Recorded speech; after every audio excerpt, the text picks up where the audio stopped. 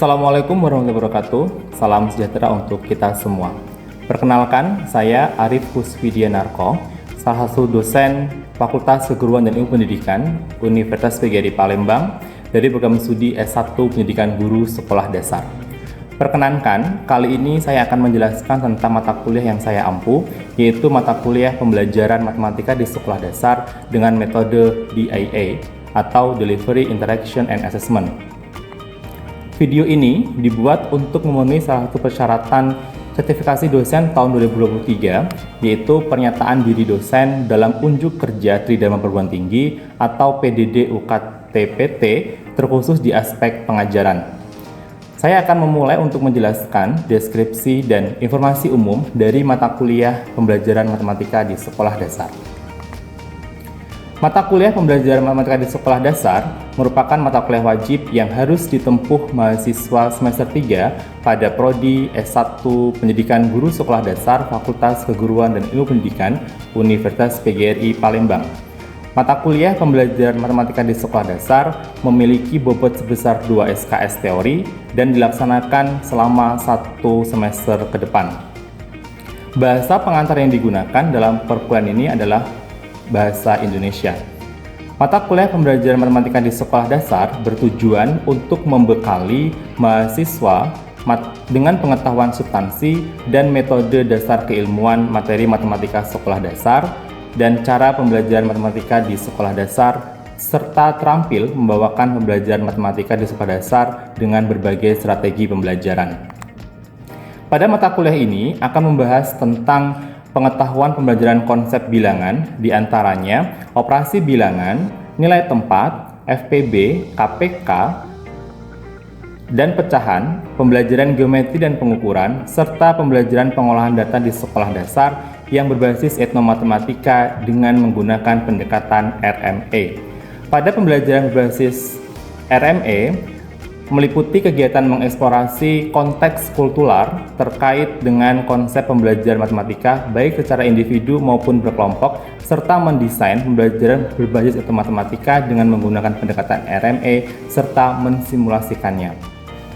Kemudian CPL atau capaian pembelajaran lulusan Prodi S1 Pendidikan Guru Sekolah Dasar yang dibebankan pada mata kuliah ini adalah mampu menerapkan prinsip dan teori pendidikan melalui perancangan dan pelaksanaan pembelajaran di sekolah dasar dan menguasai konsep kurikulum, pendekatan, strategi, model, teknik, metode, bahan ajar, media, dan sumber belajar yang inovatif sebagai guru kelas di sekolah dasar. Untuk capaian pembelajaran mata kuliah atau CPMK pada akhir pembelajaran perkuliahan ini adalah mahasiswa mampu menerapkan pengetahuan pembelajaran konsep bilangan di SD meliputi operasi bilangan, nilai tempat, FPB, KPK, dan pecahan, pengukuran dan geometri, serta nilai pembelajaran statistik atau kemudian pengukuran di pengolahan data sekolah dasar yang berbasis etnomatematika dan dengan pendekatan RME. Kemudian referensi yang dapat digunakan dalam MK ini di mata kuliah pembelajaran matematika di sekolah dasar itu beragam. Di antaranya ada buku Guiding Children Learning of Mathematics edisi ke-7, kemudian buku pendalaman materi matematika sekolah dasar, model pembelajaran matematika sekolah dasar, dan masih ada beberapa sumber pustaka yang dapat dijadikan sebagai referensi. Sistem pembelajaran matematika sekolah dasar ini dilaksanakan dengan sinkronus dan juga asinkronus dengan menggunakan metode pembelajaran aktif berbasis masalah yang mengutamakan peran dan keaktifan mahasiswa. Dalam hal ini berupa pembelajaran aktif, diskusi, kemudian penugasan mandiri maupun kelompok. Pembelajaran matematika di sekolah dasar di mata kuliah ini dilakukan kurang lebih selama 16 pekan dengan 7 pekan pertama sebelum ujian tengah semester, pekan tengah semester, 7 pekan sebelum ujian akhir semester, dan pekan ujian akhir semester. Metode pembelajaran yang digunakan bergantung dari bahan kajian atau materi pembelajaran yang akan disampaikan. Contohnya, seperti pekan sebelum ujian tengah semester akan menggunakan metode blended learning, dan pekan sebelum ujian akhir semester akan memfokuskan pada diskusi kelompok yang dilakukan secara sinkronus tatap muka di kelas. Kemudian bentuk perkuliahan secara sinkronus dilakukan secara tatap muka di ruang kelas, sedangkan pelaksanaan pembelajaran secara asinkronus akan dilakukan melalui WA Group untuk memfasilitasi mahasiswa dalam berdiskusi perihal dengan berkenaan dengan mata kuliah pembelajaran matematika di sekolah dasar dan penugasan secara mandiri maupun berkelompok. Evaluasi hasil pembelajaran mata kuliah pembelajaran matematika di sekolah dasar didapatkan dari kuis interaktif, penugasan, diskusi kelompok ataupun mandiri, dan juga UTS dan juga UAS. Kuis interaktif dalam hal ini dilakukan sebanyak 2 kali, penugasan terstruktur baik mandiri maupun berkelompok dilakukan sebanyak 4 kali, kemudian diskusi kelompok dilakukan dengan rubrik diskusi untuk menilai keaktifan mahasiswa, dan UTS serta UAS. Pembobotan setiap hasil evaluasi pembelajaran adalah sebagai berikut. Kuis interaktif sebanyak 10%, kemudian penugasan terstruktur baik mandiri maupun berkelompok sebanyak 35%, kemudian diskusi kelompok 15%, untuk UTS dan juga UAS masing-masing 20%, sehingga dengan total pembobotan hasil evaluasi belajar adalah 100%. Demikian informasi yang dapat saya sampaikan mengenai mata kuliah pembelajaran matematika di sekolah dasar untuk mahasiswa Prodi S1 Pendidikan Guru Sekolah Dasar Fakultas Keguruan dan Ilmu Pendidikan Universitas PGRI Palembang. Berikutnya merupakan cuplikan dari proses pembelajaran yang saya laksanakan secara sinkronus tatap muka di kelas, dan selamat menyaksikan. Oke, Assalamualaikum warahmatullahi wabarakatuh. Waalaikumsalam warahmatullahi wabarakatuh. Selamat siang. Siang. Masih fokus ya? Masih.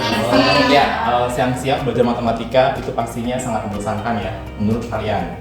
Pastinya seperti itu. Apalagi matematika selalu menjadi momok pelajaran yang paling sulit, baik itu di SD, SMP, SMA maupun perguruan tinggi. Oke. Nah, sebelum nanti saya mengecek kehadiran teman-teman, saya mau ngecek fokus teman-teman lebih dahulu. Tidak hanya fokus teman-teman perkuliahan di siang hari ini, gitu ya. Namun sebelum saya ngetes tingkat kefokusan teman-teman, kita mulai dengan berdoa terlebih dahulu, ya, supaya apa yang kita pelajari pada hari ini mendapatkan keberkahan dan juga manfaat untuk kedepannya. Berdoa, saya persilahkan berdoa dimulai. Berdoa selesai. Oke.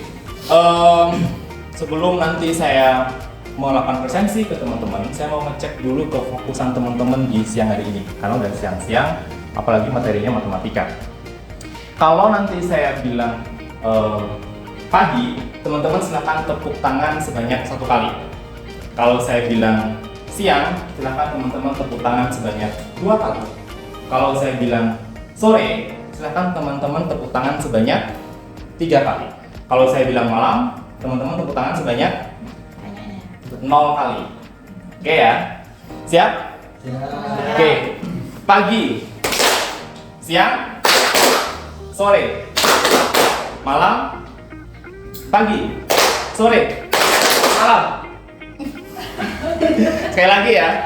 Malam, pagi, sore, siang, malam. Oke, berarti kamu masih fokus ya. Nah, sekarang saya akan coba cek kehadiran teman-teman. Rugaya hadir, Benny, oke, Asam, Amran, Yopi, Yakub, oke, Yuli, Nafi. Ya, terima kasih hadir semua ya. Oke, di hari ini di mata kuliah pembelajaran matematika di sekolah dasar, kita akan membahas untuk pertemuan kali ini adalah tentang bilangan pecahan dan desimal. Namun di hari ini kita akan membahas mengenai pecahan saja. Untuk desimal, karena dia merupakan bilangan pecahan istimewa, kita akan bahas di pertemuan berikutnya. Nah, untuk kompetensi buat teman-teman yang harus dikuasai adalah teman-teman nanti diharapkan menguasai konsep pembelajaran pecahan di sekolah dasar yang berbasis ilmu matematika dengan pendekatan RME. Oke ya. Nah, namun sebelum saya masuk ke materi pecahan pada hari ini, kita ingat-ingat dulu materi minggu lalu. Ada FPB dan KPK. Kira-kira ada yang masih ingat FPB dan KPK? Ingat Pak. Ya, silakan. Apa FPB dan KPK? FPB aja ya Pak. FPB aja. Oke, silakan Afi. Faktor persekutuan terbesar. Oke, faktor persekutuan besar. APK?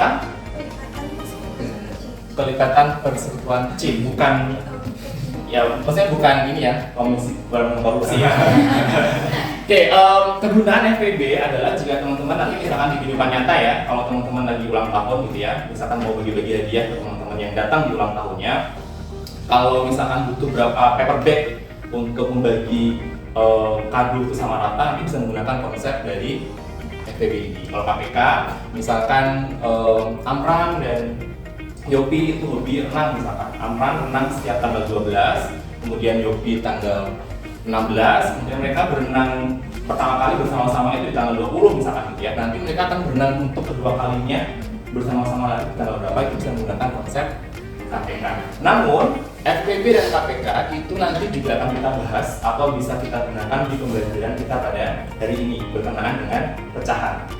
Ya, saya selalu ingatkan pada teman-teman semua bahwa konsep matematika materi sebelumnya itu selalu akan dibawa untuk dipakai konsepnya di materi selanjutnya. Jadi jangan lupakan FPB dan KPK.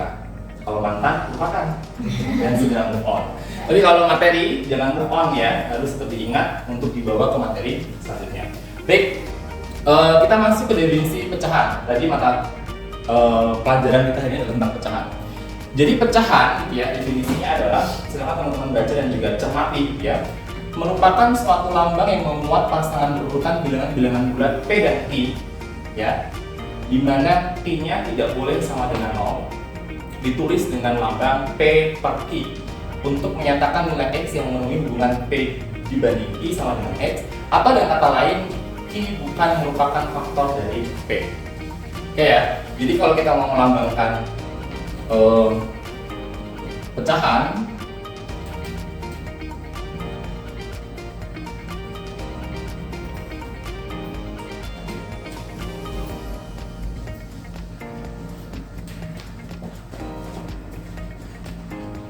dia dilambangkan dalam bentuk P per Q atau bebas, ini sebagai simbol saja, dan Q-nya tidak boleh sama dengan 0 ya. Contohnya ada 7 per 3, kemudian ada 10 per 5, ada juga negatif 10 per 4. Oke, dari pecahan, teman-teman bisa dipahami. Nah, untuk kategorisasi pecahan kita ada 3, di mana ada pecahan senilai, kemudian pecahan sederhana, dan juga ada pecahan yang keras. Desimal. Oke, nggak semua belum pada makan ya? Belum. Karena puasa ya, hari Senin. Oke, untuk pecahan senilai gitu ya, pecahan senilai di mana dilambangkan P per Q itu sama dengan pecahan dilambangkan dengan F per S. Ditulis P per Q sama dengan F per S jika dan hanya jika ya memenuhi syarat P dikalikan S itu sama dengan Q dikalikan R. Contohnya 3 per 5 itu senilai dengan 6 per 10 karena kita asumsikan sebagai syarat ini tadi ya, P per Q sama dengan R per S jika dan hanya jika P dikalikan S itu sama dengan Q dikalikan R. Jadi 3 dikalikan 10 itu sama dengan 5 dikalikan 6 yaitu 30. Kemudian 2 per 7 dengan 6 per 21 sama. Nah, untuk 4 per 9 dia tidak sama dengan 6 per 18. Kenapa? Atau tidak senilai ya? Karena jika kita masukkan syarat tadi, syarat pecahan senilai ya, bahwa dia ada P per Q sama dengan F per S senilai jika P dikalikan S itu sama dengan Q dikalikan R. Ini kita lihat dulu. Nah, untuk 4 per 9 dikali tidak senilai dengan 6 per 18 bukan senilai karena 4 dikali 18 itu tidak sama dengan 9 dikali 6. Paham ya? Oke, kita tinggalkan definisi pecahan senilai, kita masuk ke pecahan sederhana. Pecahan sederhana itu dilambangkan dengan P per Q jika hanya memiliki faktor persekutuan terbesar dari P dan Q sama dengan 1. Atau gampangnya adalah jika nilai dari pecahan tersebut merupakan nilai yang paling sederhana, tidak dapat dicetak lagi atau dapat pecah lagi. Contohnya 2/3 itu merupakan pecahan sederhana. Kenapa? Karena yang dapat membagi 2 dengan 3 hanya dirinya sendiri, betul. Dan itu berarti 1 gitu ya. Nah, kemudian 10/13 pecah sederhana karena tidak dapat lagi dipecah atau yang bisa membagi hanya dirinya sendiri. 8/12 itu bukan pecahan sederhana. Karena apa? Karena memiliki faktor persamaan besarnya adalah 2. 2 atau 4? 2 atau 4? 4. Ada yang bilang 2, ada yang bilang 4. Nah, oke, untuk ingat kembali, kita cek dengan kolom faktor ya. Oke, di sini deh. Kita tentukan FPB dari 8 dan 12. Menggunakan kolom faktor ya. 8, 2, ini 4, 2, 2. Terus 12, 2, 6, 2, 3. 8 faktor semuanya adalah 2/3, kemudian 12, 2/2 dikali 3. Nah, untuk mengetahui FPB-nya adalah kita ambil faktor yang sama, angka yang sama ya yang dimiliki oleh kedua angka ini, yaitu 2. Nah, kita ambil pangkat terkecil 2 ya. Jadi FPB dari 8 dan 12 adalah 4. Ya, 2/2. Kalau misalkan kita FPB-nya adalah 2, nanti dia masih bisa disederhanakan lagi ya. Jadi 4 itu merupakan FPB dari 8 dan 12. Karena biasanya adalah 3/2/3. Oke, masuk fokus ya. Nah, untuk 6/12 juga sama, dia bukan merupakan pecahan sederhana. Kenapa? Karena memiliki FPB dari 6 dan 16 adalah 3. Oke, paham ya? Oke, kalau paham, kita cek pemahaman Anda. Apakah 3/4 senilai dengan 9/12? Ya, Senilai. Senilai, oke. Kenapa? Karena kalau kita asumsikan persyaratan tadi bahwa senilai dikatakan jika P kalikan Q sama dengan P kalikan S sama dengan Q kalikan R, itu berarti berlaku ya. 3 kalikan 12 sama dengan 4 kalikan 9. Oke. Kemudian yang kedua, tentukan di antara 15/21, 7/9, 18/24, dan 4/11, manakah di antara pecahan-pecahan tersebut yang merupakan pecahan sederhana? 4/11, 7/9. Kenapa 15/21 bukan pecahan sederhana? Masih bisa.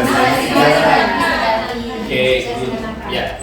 Itu sama juga dengan 5/7, 18/24 sama dengan 2 3/4. Oke ya. Nah, tentukan 5 pecahan yang senilai dengan 3/4. 9/12. 9/12, 6/8, 12/16. Oke, good. Sudah paham ya? Kita masuk ke jenis-jenis operasi hitung pada bilangan pecahan. Ada 4 operasi hitung pecahan. Itu ada operasi penjumlahan pada pecahan, operasi pengurangan, perkalian, sampai dengan operasi pembagian pada pecahan.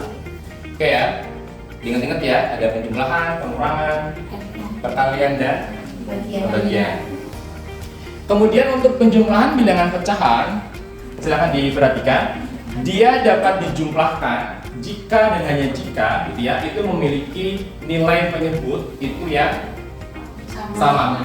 Jadi tidak bisa kita menjumlahkan misalkan 2/3 ditambah 4/5 itu 6/11 ya. Kita harus menyamakan terlebih dahulu penyebutnya. Nah, untuk menyamakan penyebutnya kita bisa menggunakan konsep dari KPK. Tuh ya, kita harus mencari KPK dari 3 dan 5 atau KPK dari penyebut yang berbeda tersebut. KPK dari 3 dan 5 berapa? 15 ya. Jadi kita samakan dulu atau kita buat di sebelah kanan sama dengan nanti 15 bagi 3 berapa? 5. dikalikan dengan 2, 10 ditambah dengan 15 bagi 5 berapa? 3. Dikalikan dengan 4, 12 jadi 22 per 15. Oke. Kemudian untuk yang bawah juga sama. Kita masuk ke operasi pengurangan. Pengurangan sama dengan penjumlahan gitu ya. Dua buah atau lebih dari pecahan dapat dijumlahkan ataupun dapat dikurangkan jika dia memiliki penyebut yang sama. Kayak ini tinggal dirubah tandanya, jadi tadi dijumlahkan sekarang dikurangkan. 2/3 dikurangi 45 itu menjadi negatif 2/15, dan 3 dikurangi 2/5 itu menjadi 1/35. Nah, sekarang kita cek pemahaman yang kedua kalinya. Ada sebuah pernyataan yang menyatakan bahwa jika Q ya merupakan himpunan bilangan rasional dan tanda bintang itu merupakan operasi pada Q yang didefinisikan sebagai A per B bintang C per D, itu bentuknya adalah A per B dikurang 3/4 ditambah C per D. Tentukan nilai 2/3 bintang 1/2. Ya, silahkan dicoba. Ya.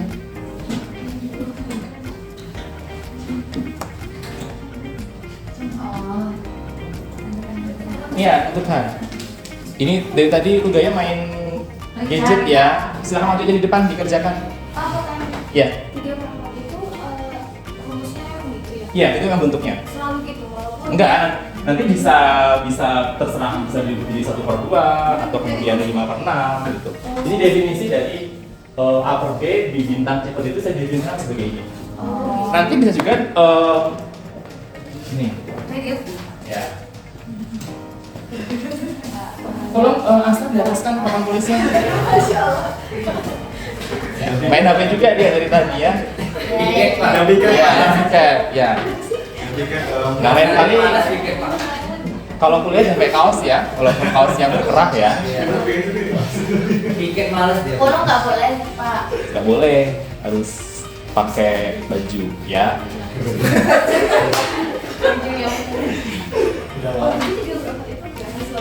Iya, kalau selalu gitu. Ini bisa juga saya lupa nanti A per B ditambah 3/4 dikurang C per D. Itu hanya asumsi. Iya, hanya asumsinya saja. Bukan aturan. Bukan aturan bakunya, ya. Nah, itu apa tadi?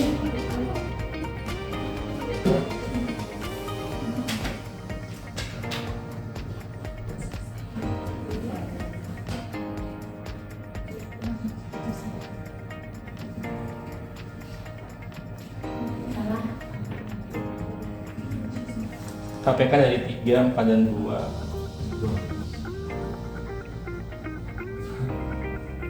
Kayak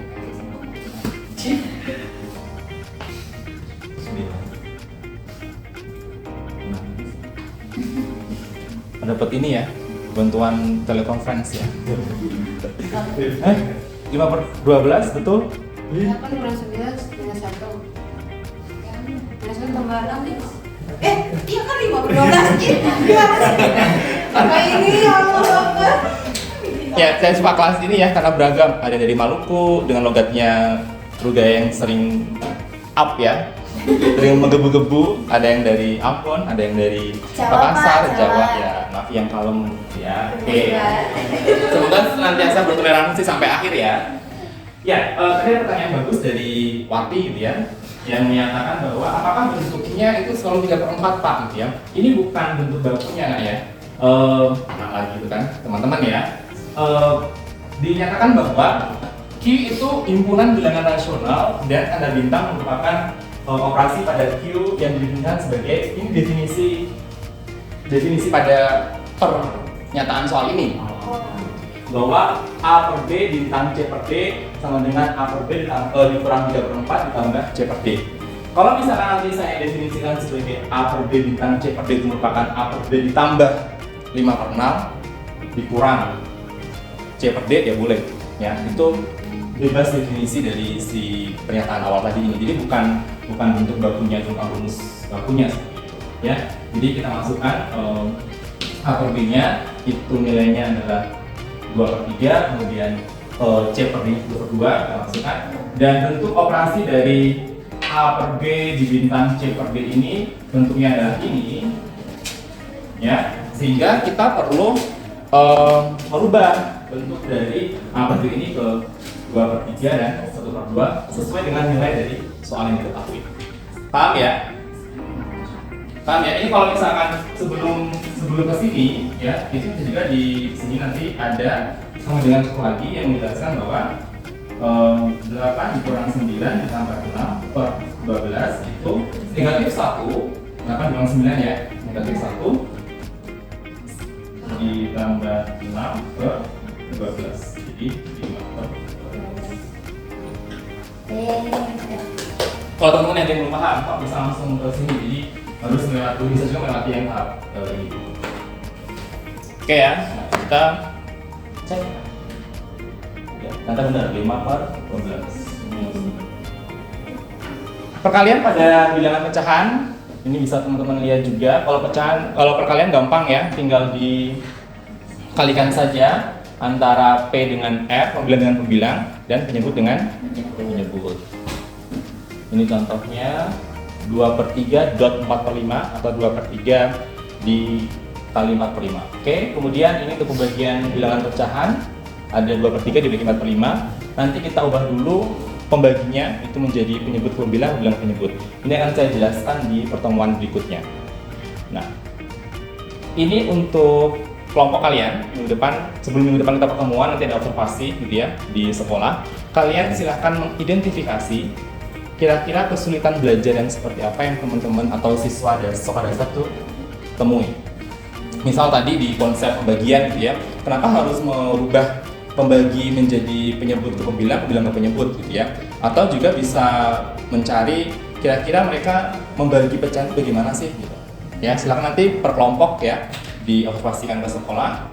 Nanti bisa izin ke kampus, nanti ada suratnya untuk ke sekolah untuk mencari kira-kira ya, mengidentifikasi kesulitan belajar siswa sekolah dasar tentang materi pecahan. Oke ya, terima kasih. Boleh tepuk tangan dulu. Jadi saya tekankan kembali lagi bahwa materi kita pada hari ini harapannya nanti tetap untuk diingat-ingat kembali untuk materi di pembelajaran berikutnya. Untuk hari ini terima kasih untuk atensi dan juga perhatian teman-teman semua. Semoga bermanfaat pertemuan kita pada pagi hari ini. Kita tutup dengan bacaan hamdalah bagi yang muslim. Alhamdulillah.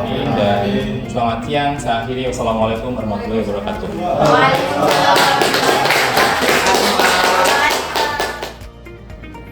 Demikian deskripsi singkat dan cuplikan proses pembelajaran dari mata kuliah pembelajaran matematika di sekolah dasar yang saya ampu. Semoga dapat memberikan gambaran mengenai kinerja pengajaran yang saya lakukan terkhusus di mata kuliah pembelajaran matematika sekolah dasar Prodi S1 Pendidikan Guru Sekolah Dasar Fakultas Keguruan dan Ilmu Pendidikan Universitas PGRI Palembang.